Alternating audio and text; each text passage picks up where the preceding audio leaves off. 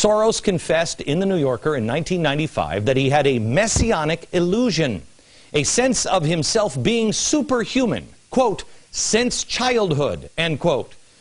He saw in himself the many attributes of the God of the Old Testament. Quote, God in the Old Testament has a number of attributes, you know, like invisible. I was pretty invisible. Benevolent. I was pretty benevolent. All-seeing. I tried to be all-seeing. Benevolent, all-seeing. But the one that sticks out here is invisible. You can see his ego on display when he talks about going after regimes. Listen to it's a game.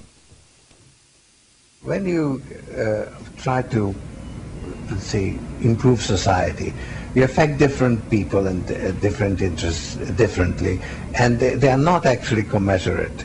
So you very often have all kinds of unintended adverse consequences. So I had to experiment, and it was a learning process.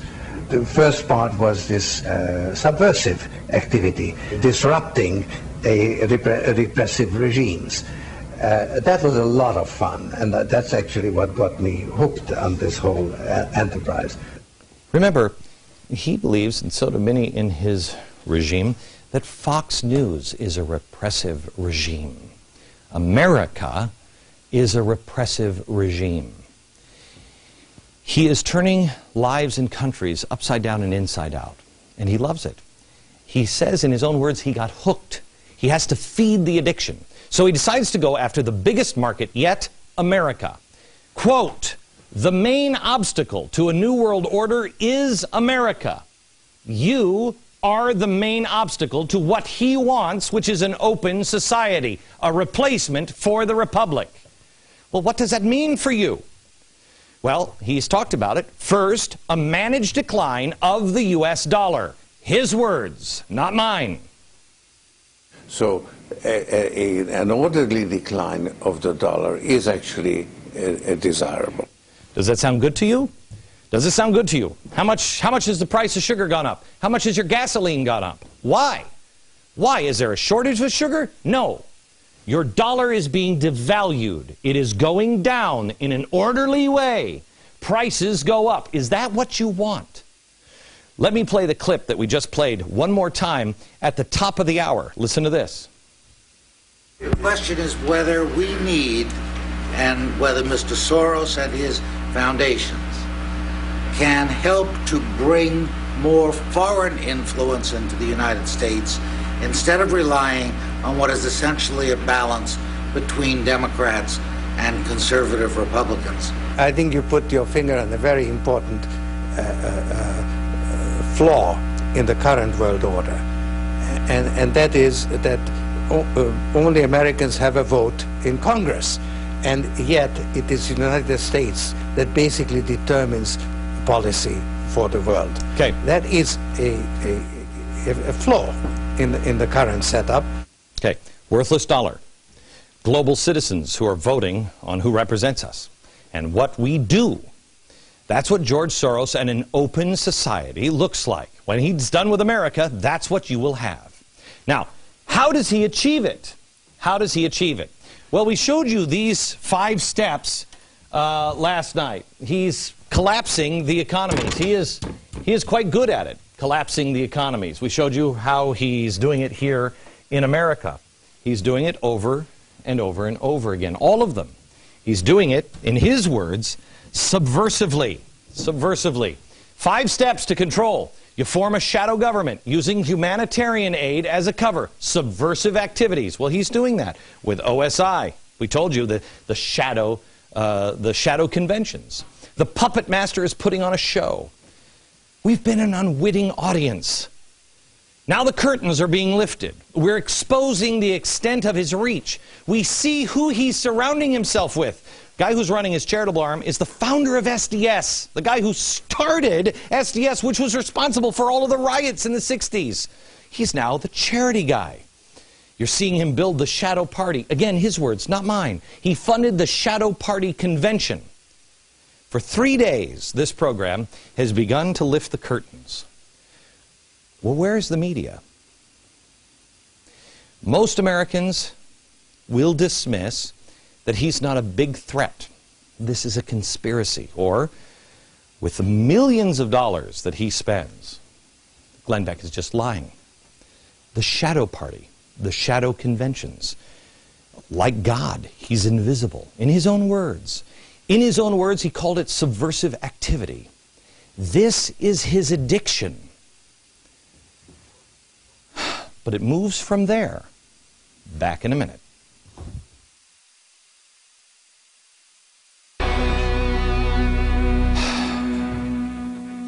We're talking about George Soros.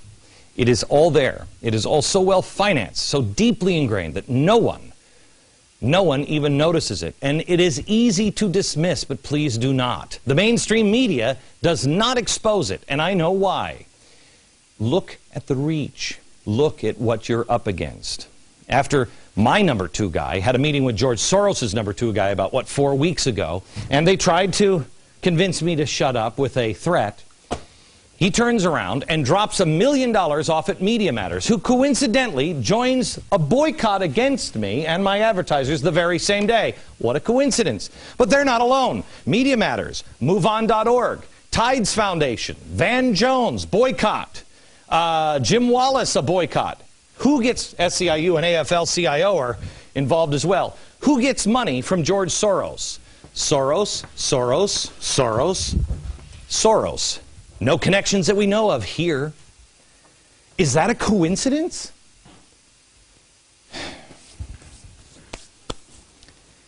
Look, I know that soon, the gates of hell are going to be opened up. I did this for a reason. Not for ratings, certainly. There's nothing more sexy than, George Soros talk. I did it because I believe it. And I believe you need to know the only way to stop it is the sunlight. We could argue about this for days. I could present hours of evidence. But any thinking, honest American can see smoke and fire. I'm not going to convince those that are asleep or cry ignorance or bury their heads or are just playing left-right, Republican, Democrat politics. Ask yourself this. Could I put on 3 hours of television with nothing but lies and smear, and keep my job against the most powerful man and the most powerful groups in the world? Couldn't be done. How do I know? Because I saw Orson Welles try to do it to William Randolph Hearst. I know Orson Welles. I read about his life. He died alone, broke, and very fat. In the end, you go against that kind of power and you will be destroyed. I get it. I've made my choice. This is Citizen Kane, but mine is not a movie. I wish it were. My 3-hour epic has been just to do this. Please, go and find the truth yourself. Do not take my word for any of it. No tricks, no Hollywood. Him in his own words. It is time to take a stand. What this boils down to is a man with a lifetime of being consistent, of stating his goals and destroying currencies and countries, and then stating his goal that America and her currency is next. Well, we know he wasn't lying the last 4 times. We know he wasn't lying when he said he wanted to be invisible. It boils down to this. Which is a bigger leap of faith? That he is still telling the truth and executing his plan exactly the same way he has done 4 other times? Or this time he's lying about it, and this is the exception. America, you have to decide, because your children, my children's freedom and the Republic is at stake. We have done so much research for these shows. We have gone through everything for these shows. I mean, reams of paperwork. You don't think the attorneys went through all of this stuff? These shows are posted online at glennbeck.com and theblaze.com. The transcripts, everything is there. The transcript of the CBS interview, where he expresses how he has no regrets of being told to confiscate the property of his own people. Pretend that he wasn't one of them. There's this book. This is a must-read. David Horowitz, Richard Poe, does an amazing job of explaining how the radical left has infiltrated the Democratic Party. When you read this, it will you will understand. Richard Poe also wrote a special piece that is being sent out on my free email newsletter tomorrow at glennbeck.com. It shows an example of how George Soros interfered in Kenya in 2007 in the elections, and how that interference played a role in creating complete chaos there.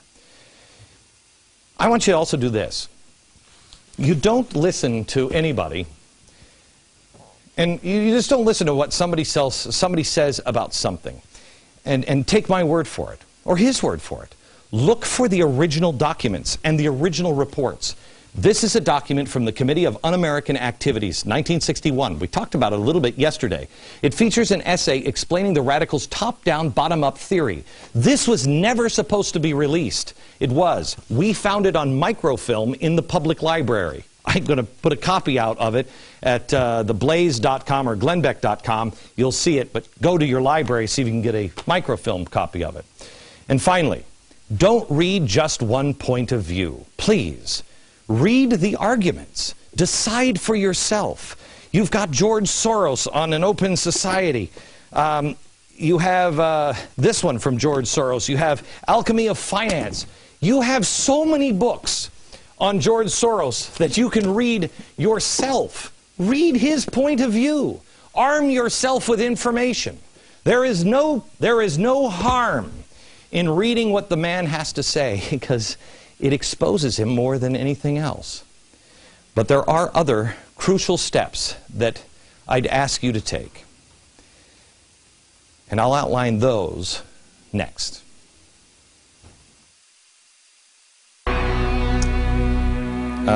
I often wonder how I will be remembered in history. I think I know. Unfortunately, I think I know the answer to that. But if I had my choice, I would like to be remembered for a few things. Question with boldness. Hold to the truth. And speak without fear. If you can only learn one thing from this show, I hope it is that. Find out for yourself. There are so many people that are laying a smokescreen down, so you don't know what's going on. You must do your own homework, because only when you do... Do you remember your teacher used to say, show your work, show your work. Why? Because if you could see the work, then she knew you knew it. Why was that important? I don't know for me, because I never had to use math a day in my life. But a lot of people use math all the time. You had to know. Show your work. Do your own homework. This week we have focused on George Soros. Has anyone challenged a single fact with one of their own? I'm playing him in his own